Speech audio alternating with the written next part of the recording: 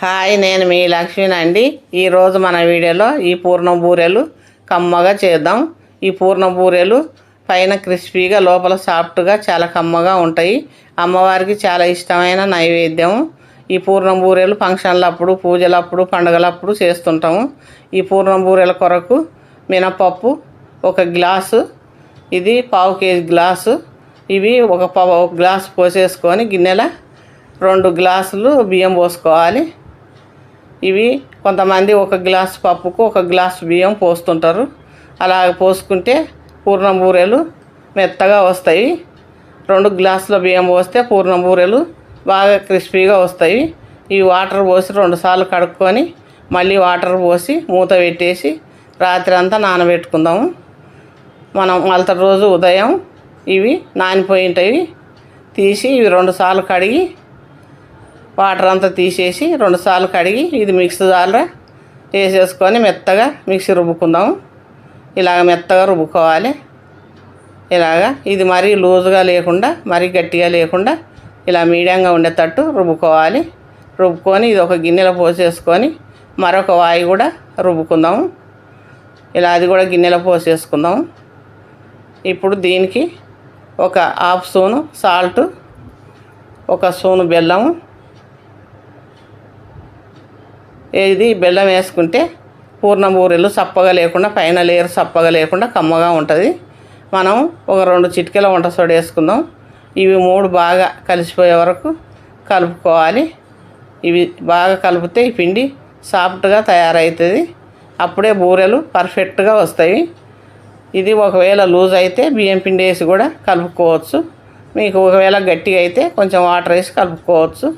ఇలా బాగా కలుపుకొని మనం చెక్ చేసుకుంటే ఇది ఇలాగ ఏలుకు జారిపోకుండా ఇలా అతుక్కొని ఉండాలి.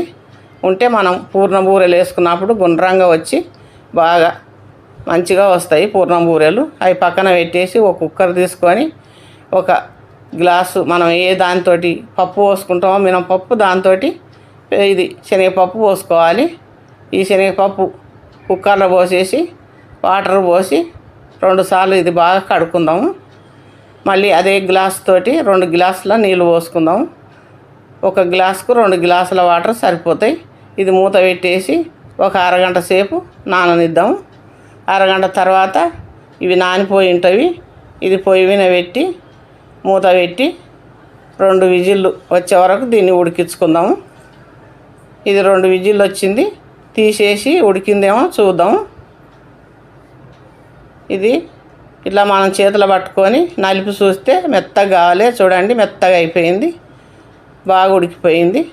ఇది వాటర్ అంతా పోయే వరకు ఇలా జల్లి గిన్నెలో వేసేసుకొని ఈ వాటర్ కింద గిన్నె పెట్టేస్తే ఆ రసం అంతా కిందికి గిన్నెలోకి వచ్చేస్తుంది. చల్లగా అయిన తర్వాత మిక్సీ పట్టుకోవాలి. ఈ రసాన్ని మనం చారు చేసుకుంటే చాలా కమ్మగా ఉంటుంది.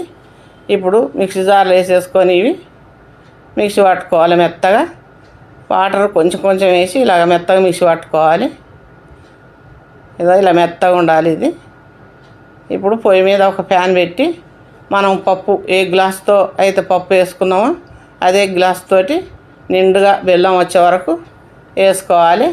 వేసుకొని 1/2 గ్లాసు వాటర్ పోసుకోవాలి. పోసుకొని ఇది మంట సిమ్ములోనే ఉండాలి. సిమ్ములో మంట పెట్టేసి ఇలాగా దీన్ని కలుపుతూ ఉండాలి కరిగిపోయే వరకు. ఇలా మొత్తం బెల్లం అంతా కరిగిపోవాలి. ఇది పాకం రావాల్సిన అవసరం లేదు, ఇలా కరిగిపోతే చాలు. అప్పుడు మనం మిక్సీ పట్టుకున్న పిండి ఈ పాకంలో వేసేసి కలుపుకోవాలి. ఇది బాగా కలిసిపోయే వరకు కలుపుకోవాలి. మొత్తం ఇది ఈ బెల్లము ఈ పిండి అంతా కలిసిపోవాలి. ఇలాగ మంట అలాగే సిమ్లోనే ఉండాలి. ఇలా మొత్తం కలిసిపోవాలి. ఇది ఇలా కలిసిపోయిన తర్వాత ఇప్పుడు 1/2 స్పూను యాలకుల పొడి, ఒక 2 స్పూన్ల నెయ్యి వేసుకోవాలి. ఈ నెయ్యి వేసుకుంటే పూర్ణము చాలా కమ్మగా ఉంటుంది. ఇది బాగా కలుపుకొని ఫ్లేమును మీడియంలో పెట్టుకొని ఇది బాగా కలుపుకోవాలి. గట్టిగా అయ్యే వరకు మనం ఉండ చేసుకుంటే వచ్చే వరకు కలుపుతూనే ఉండాలి. దీన్ని ఇలా బాగా కలపాలి. మనకి ఇప్పుడు ఉండ అవుతుందేమో చూద్దాము. ఇలా చేతులకు తీసుకొని ఇలా ఉండ చేసుకుంటే రావాలి. మనం పూర్ణ ఉండలు చేసుకోవడానికి సులువుగా ఉంటుంది. ఇలా చేసుకొని ఇది చల్లగా అయిన తర్వాత చేతికి నెయ్యి రాసుకొని ఏ సైజు కావాలంటే ఆ సైజు చేసుకోండి. ఇవి ఒక ప్లేట్లో పెట్టేసుకుందాము. నేనైతే ఈ సైజు చేశాను. ఇలాగా అన్నీ చేసేసుకుందాము మొత్తం పూర్ణం అయిపోయే వరకు. ఇవి మొత్తం అయిపోయినాయి. మొత్తం పూర్ణం అంతా చేసేసిన. ఇప్పుడు పొయ్యి మీద నూనె వేడి అయిందేమో చూద్దాం. ఇప్పుడు ఒక పిండి చిన్న ముద్ద తీసుకొని నూనెలో వేస్తే ఇట్లా పైకి వచ్చి రౌండ్గా రావాలి. వస్తే మనం బూరెలకు కలుపుకున్న పిండి పర్ఫెక్ట్గా ఉన్నట్టు.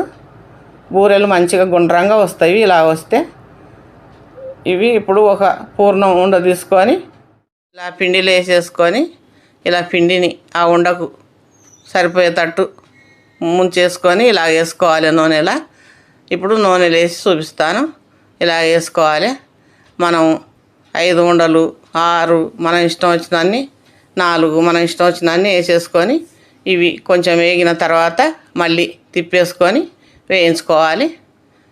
ఇలాగ బాగా వేయించుకోవాలి. ఫ్లేము మీడియంలోనే ఉండాలి. ఇలా వేయించుకొని ఇప్పుడు జాలిగంట తీసుకొని ఇవి ఆ జాలిగంటలో వేసేసుకుందాం. ఇలా వేసేసుకొని ఆ నూనె అంతా వెళ్ళిపోయిన తర్వాత ఒక ప్లేట్లో వేసుకుందాం.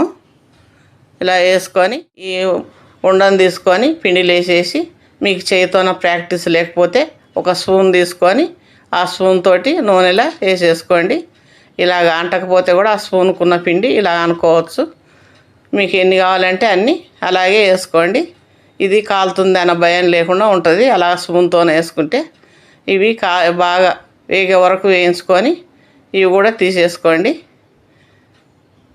ఇవి కూడా తీసేసి అన్నీ పూర్ణ బూరెలు ఇలాగే చేసుకుందాము. ఈ పూర్ణ బూరెలు అయిపోయినాయి. అమ్మవారికి చాలా ఇష్టమైన పూర్ణ బూరెలు తయారైనవి. ఇవి పైన కరకరం అని లోపల సాఫ్ట్గా ఉంటాయి. ఇవి చాలా కమ్మగా ఉంటాయి. ఈ పూర్ణ బూరెలు తుంపి కూడా చూపిస్తాను నేను. చూడండి ఎంత బాగున్నావో, చాలా బాగున్నాయి. ఇదిగోండి. ఈ వీడియో మీకు నచ్చితే లైక్ చేయండి, షేర్ చేయండి. మా ఛానల్ను సబ్స్క్రైబ్ చేసుకోని వారైతే సబ్స్క్రైబ్ చేసుకోండి.